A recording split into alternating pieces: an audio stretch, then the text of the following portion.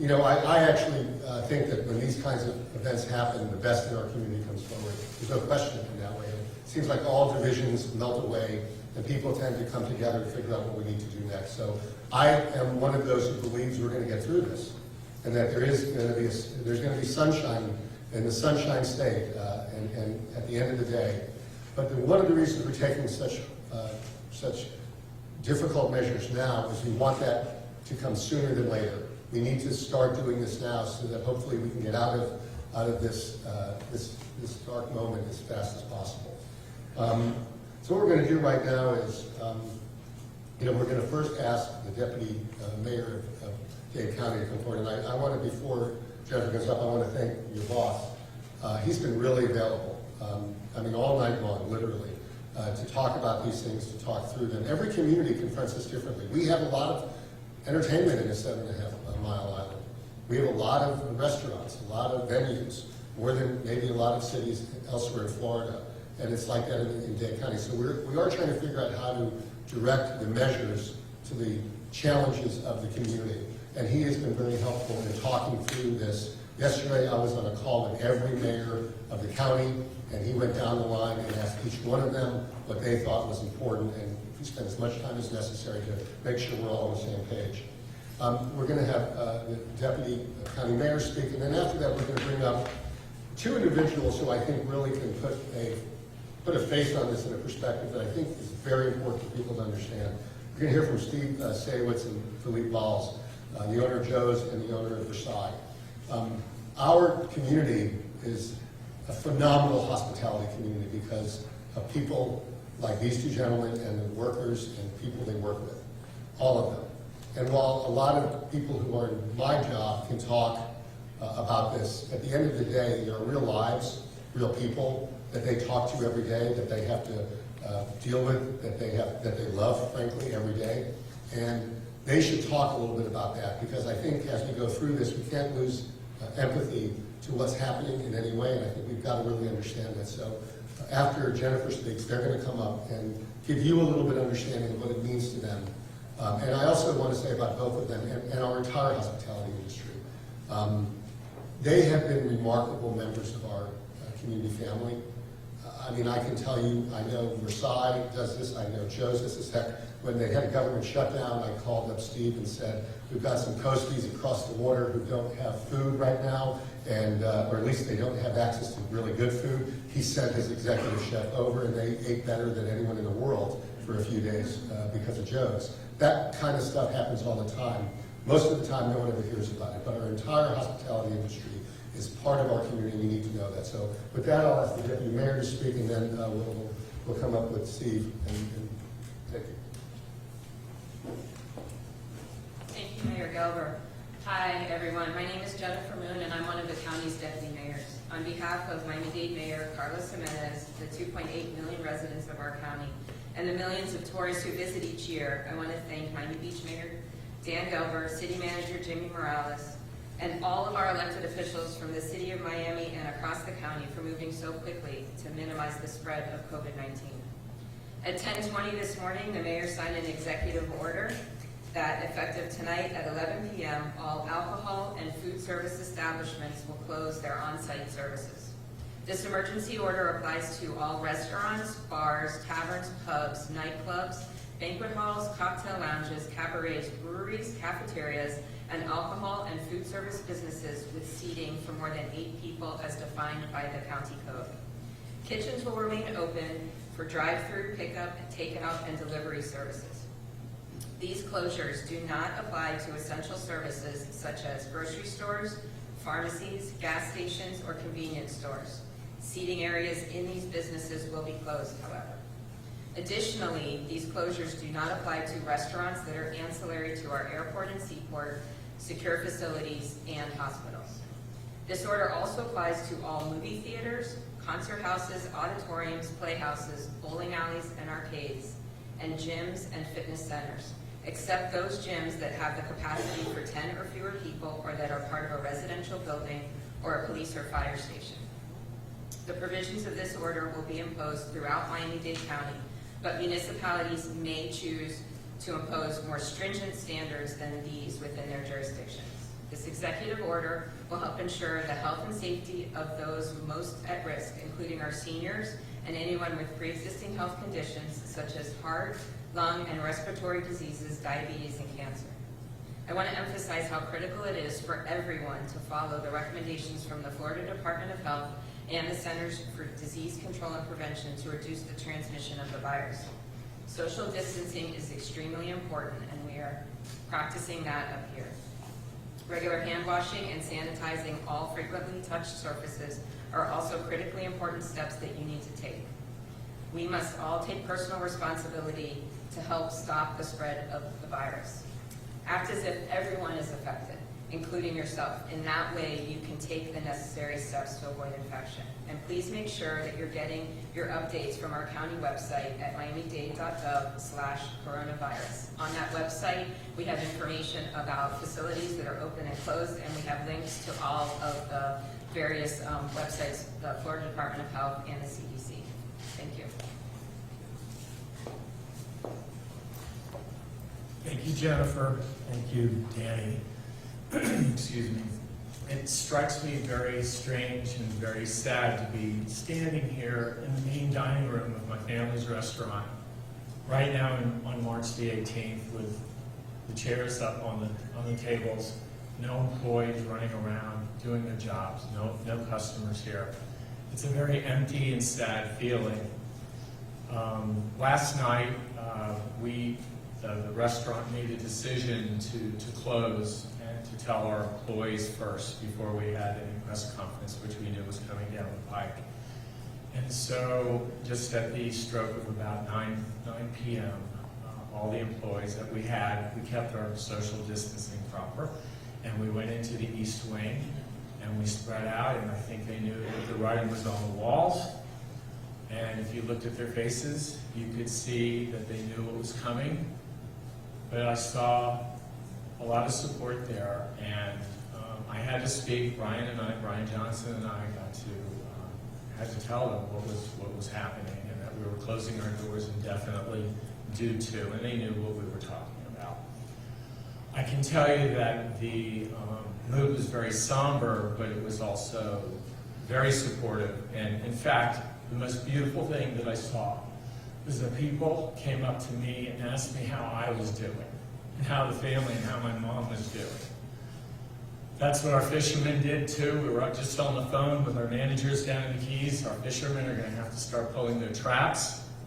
That's the way it is. But we're here for our employees, but we need more. I mean, we're going to be here, obviously, taking care of everybody as long as we can and as best we can.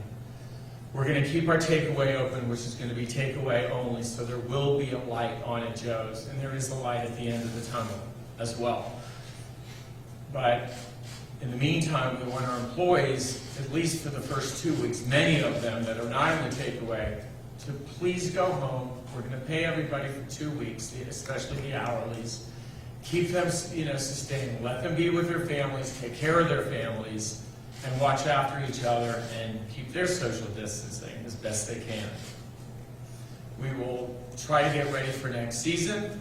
We're going to try new things at the restaurant, but we're here to support our city and our state and our country. This is all we have, and this is a worldwide thing, as everybody knows. And there's no way that we're going to let this beat us, but we have to do the right thing. We have to do the only thing that we're left to do, and that's to be healthy and to help each other. So, without me rambling on, I mean, I'd like to hear from Felipe, my comrade from across the bay, from a wonderful restaurant named Versailles, which is a major institution that we all love. Thank you.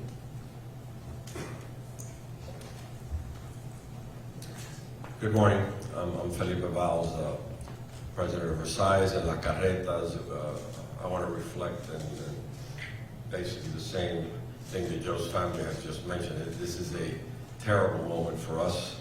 We have over 2,000 employees, and it's very, very difficult. It's heartbreaking for us, mainly because of our employees, of what we're going through. And we ask all commissioners and mayors to remember in the federal level that there can be some hope for hospitality, because hospitality is one of the biggest industries in the U.S., specifically in Florida, and they need help. We're going to do the same. We're going to try to keep the hours for a certain amount of weeks. We'll be doing deliveries in all our 10 locations throughout Dade County. And just to get some people working, it's not going to be enough. Obviously, it's going to be heartbreaking for many families. We're trying to pay as many as we can for as long as we can, but inevitably at some point it's just impossible because this is just such a large labor-intensive industry where it just, it just drains you very, very quickly. I feel and apologize to all my employees. I wish we could do more. It's very, very hard for the family to go through this. I also believe we will get through this quicker than later. Hopefully everything will kind of blow over in a few weeks. We're all hoping, because if not, it's going to be absolutely, the most destructive thing that's happened to hospitality. And Florida is, as they were saying about hospitality. But our employees are in good, in a good mood. They know that we're going to try and help, and we're going to try to keep open the deliveries and get some employees going. But it's a very difficult thing. I think it's the right thing to do. This was inevitable. It's something that can't be stopped. It's for the good of all the community. And we just ask everybody to hold on. I know there's a lot of small restaurants and clubs and bars that are in an even more difficult position than Joe's in Versailles. And we just, hope and tell everyone, hold on, keep pushing, we'll get through this. And that's all we can do. And hopefully we'll get through it. I was asked to speak in Spanish. I don't know if I should now.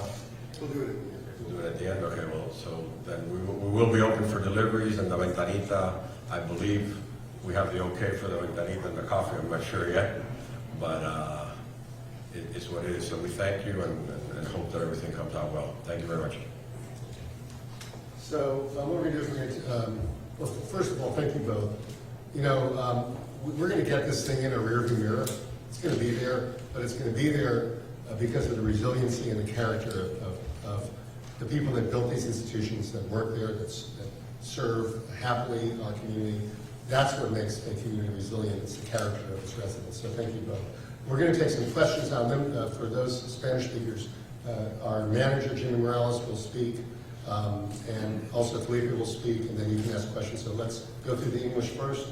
I'd ask both Jennifer and Judy to come up, especially if you have questions about implementation of this. So, any questions? Yeah, question. How long do you think this is going to last, man?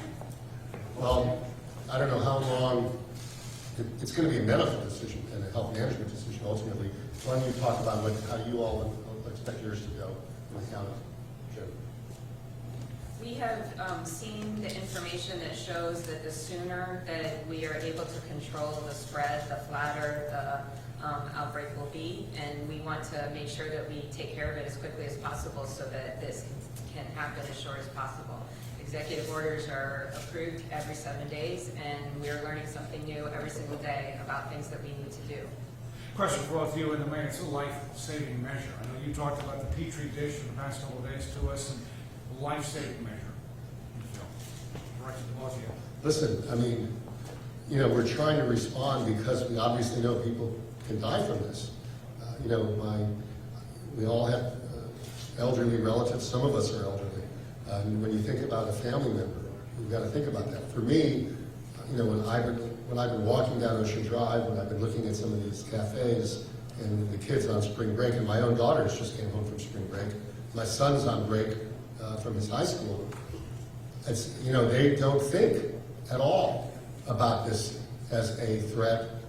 They believe they're invincible. And I'll say again to every young person who will listen, maybe you are invincible to this, but your mother, your grandmother, your great-grandmother, if she's around, people in your family, your friends' parents and grandparents, they're not invincible.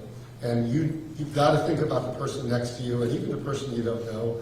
And so for us in a hospitality community, because so many kids are coming here now, we're trying to get the message out and that you gotta stop this kind of activity right now.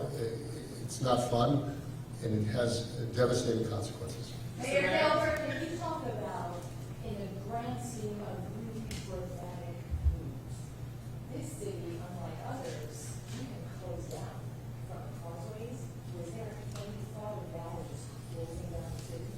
Listen, every idea has been put on the table, and we're trying to go down every idea and every countermeasure thoughtfully. So there's absolutely nothing that hasn't been thought of. The only question is when we implement them, and we also have to implement them in conjunction with, obviously, other parts of our community.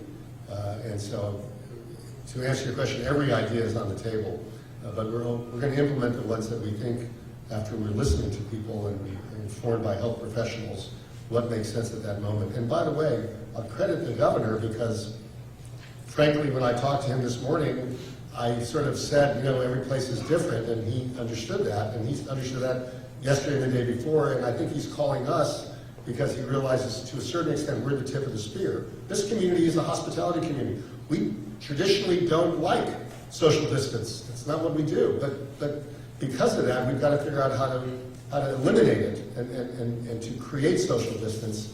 And I think he understands that if we can do it here, then it's going to happen elsewhere as well. So I think we're trying to adapt our countermeasures to the challenge. Have the healthcare and the salary benefits, is that already been approved? And how will that actually happen? Or are you, as the governor, still waiting? You mean the two measures I suggested? Yes, you suggested. Yeah, no, I don't think they've been put out at all, right? That's what you guys are hoping for? Yes. Yeah, talk to her after this meeting, Wendy, tell them who you are. I'm Wendy Walsh. I lead the Hospitality Workers Union. She can give you a list of 2 or a list of 20 items that she wants. Every one of them is important, and the top 2 seem to be the health care and some income for a couple weeks. Yeah. There's a lot of programs and proposed projects going around. When the president declared a national emergency, that freed up, I think, about $52 billion potentially for projects. We're not sure how that's going to go. Yesterday was floated, I think, a multi-$100 billion program to help the hospitality industry. I want to say close to $800 billion. I think the state put aside about $300 million to deal with coronavirus. Now it's the devil in the details, and so we're all working. We've formed a committee with the working group with the hospitality industry to figure out how we can chase those dollars, programs for the small businesses, for the employees. So that, frankly, while sadly these places are closed, the hard work now is going to be to go out and find the mitigation and the relief to help so that when the time to reopen, everyone's strong to do so. Is all this going to affect immediately? You mentioned the whole search on how to close for the restaurants. I think everything's going to affect, really effective midnight, 11 o'clock tonight for the county. We now currently have 10 o'clock closures for the restaurants, so it'll be thereafter. But essentially, it'll be fully implemented tomorrow. And the ports, are they exempt? Is it what I heard from like the slide? Which? The ports? Yes, the restaurants at the ports are exempt. Can you guys talk about the enforcement of all this in terms of what you're going to allocate, how it's going to work, what are businesses looking at? We're still working with our police department and our code enforcement folks to come to be able to deliver in the enforcement. We hope that if there are violations, that they will be reported to us so that we can address them. Up in Palm Beach County. Keep in mind that violations of these decrees are criminal violations, so it's not your typical code case that goes to a special master or a code enforcement board and takes months. These are serious offenses. Violating an emergency decree under state law is a crime. Police will be at the front line, but we also know, given the breadth of this, our code department will be involved, and I'm sure the county as well, by shutting down, like we have our parks programming and whatnot, we have surplus staff that we're going to repurpose to be eyes and ears out there to do the monitoring, and if they see things, report it to code or report it to police.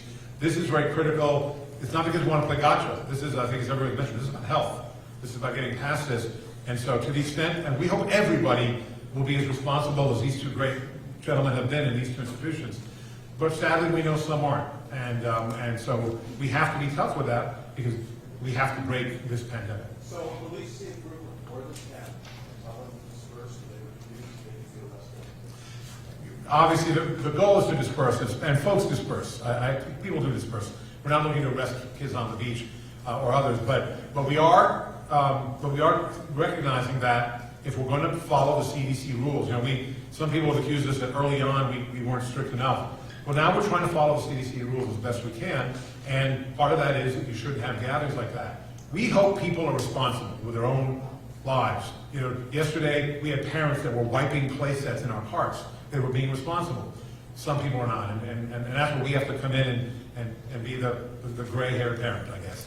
Up in Palm Beach County, they have a clinic there that's set up with drive-through testing to send to the labs. Is there an organization that you're looking to do that in this community? It's been very frustrating, and I'll let the county, you can talk, Jennifer, why don't you go ahead. The state has plans to open drive-through testing here, and we're working very closely with Jackson Memorial Hospital, the Department of Health, and ACA to make sure that we get drive-through testing in locations around the county. So Jackson and the state. Yes. And I'll just say, I don't want to add my voice to the chorus of people saying we need it now, but I can tell you that it is frustrating. We worry a first responder gets it, and all of a sudden a couple firehouses are down. And there's just simply not a bandwidth yet. My hope is that the National Guard or whoever's going to do it can stand up that apparatus to do it. But right now, if you're running government right now, and if you're a first responder, and there are cops here, thank you all, and our firemen, they're asked to do things, and we're flying a little blind. And it's, frankly, the most frightening part of all of this is that we just don't know. And that is that there's no bandwidth at this point. Hopefully it will be soon. Bandwidth to take the tests, the bandwidth to provide tests. They're first responders that you're talking about. What is the city of county doing to make sure they are protected, equipment, et cetera? We have made sure that we have enough supplies for the equipment to be able to protect the first responders. We also are setting up options for testing so that there can be a quick turnaround should there be a situation where somebody feels that they've been exposed. That will be separate from the other processes that we're creating.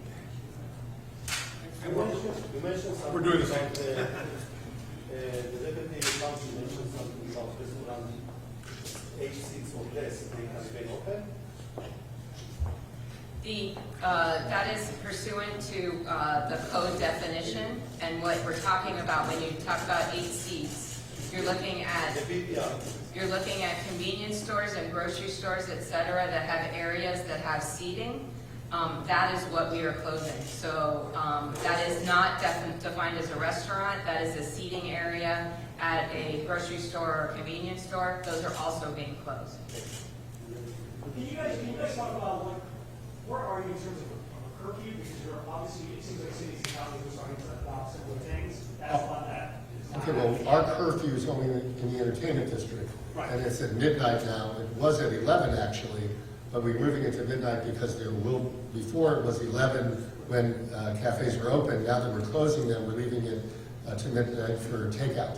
So my belief is, when I drove down Ocean Drive yesterday, it's much less. I suspect it's going to be empty other than people going to get takeout. And if there's more than 10 people together, our police will ask them to disband. But elsewhere in the city, you know. It's not citywide. There's no curfew. No, I'm saying elsewhere in citywide there hasn't been talking. Well, listen, by the way, we wouldn't be doing our job if we weren't considering every measure. So we've talked about absolutely everything. We realize that as this, there'll be measures that come up as they happened already. It does feel like in the morning, something appears very harsh, and in the evening it feels very tepid. That's just the nature of this, but we're trying to respond in a timely and informed way. Ms. Moon, what about the casinos? Those are part of the shutdown as well, correct? Yes. Gotcha. And what about yesterday during a late press conference, the governor sort of said that the federal government needs to step in to administrate a lot of this potential relief and all the plans. Has your office and Mayor Governor as well, have you been in contact with members of Congress from down here to see what they can do to potentially speed that along and get things moving? Yes, we have, and we're looking at things that can provide immediate relief to the employees that will be affected, but also opportunities for stimulus that will help the economy rebound as soon as we can. Do you think they can get it done in time? They don't seem to be going to getting much of anything. I mean, these people don't even know Listen, can I tell you something?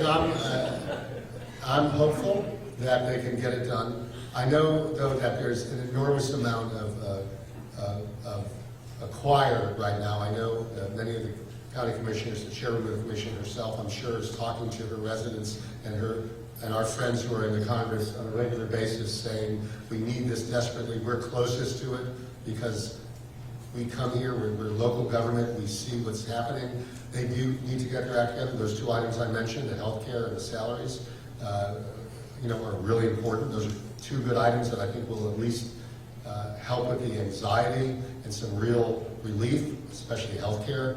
But at this point, hopefully they won't get twisted around, and hopefully there'll be a lot of the better angels will respond in Washington. Can we hear from Steve and North Felipe about, as you transition into this new world of taking out the deliveries, how do you make that as safe as possible? What's that kind of monitoring and operation like? And do you prefer pickup or delivery? All of it. Anything we can take.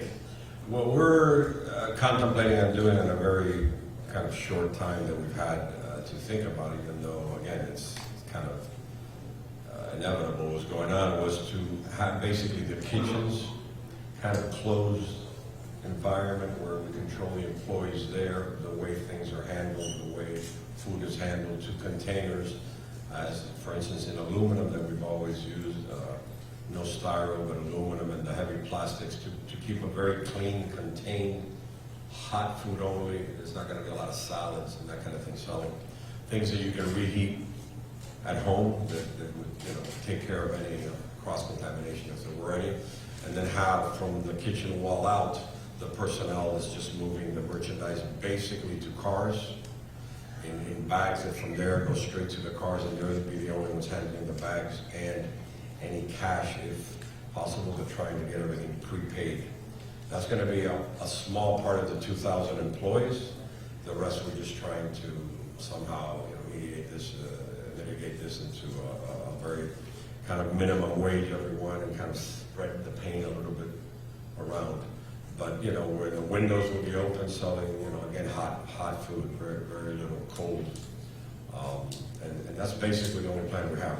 Basically to deliver to the cars, pick up, and then take out. The places we have drivers will be driving. There'll be some personnel moved to driving deliveries, and then obviously all the Grubhub and the rest of them that are delivering. But it's at a very high cost, those deliveries. A lot of people use them, but in reality, with 25-30% of your cost of menu, you really don't make a lot of money. It's almost not worth it. That's an industry that should lower their percentages for now, to be honest. And again, I urge all politicians to push for the relief for hospitality. It's extremely, extremely important. Thank you. Yeah, I'm sorry. To address your question about food safety, first of all, we ship all over the country stone crabs almost every single day. The secret is to keep hot food hot and cold food cold. And right now we're told to keep our employees and everybody else, safely apart from each other, the social distancing. We're going to keep our employees in the takeaway far apart so that we don't get, congregate. Well, when people come to pick up their orders, then we're going to ask them not to congregate because we can't keep everybody close together. So one issue is keeping people safe from each other and the coronavirus. The other one is keeping food safe, which we do right now. And when we pack stone crabs, for instance, we'll put ice on them. We'll keep everything, hot food hot, cold food cold. Packaging is important. Packaging has to be sealed. When you receive something from Amazon, haven't you noticed that you have it stapled really tight? They're doing that to protect it. We don't want anybody else's hands going into that food. We want everything to be wholesome. We want everything to be, safe and sound. There's some great packaging material out there, and if there's anything better, please let us know. Hey, can we please do the Spanish now? Please. Yes. One last question. Go ahead. Just a quick question, retail. We have not heard about that. Retail is not affected by this, other than, of course, the retail that was discussed. They're working on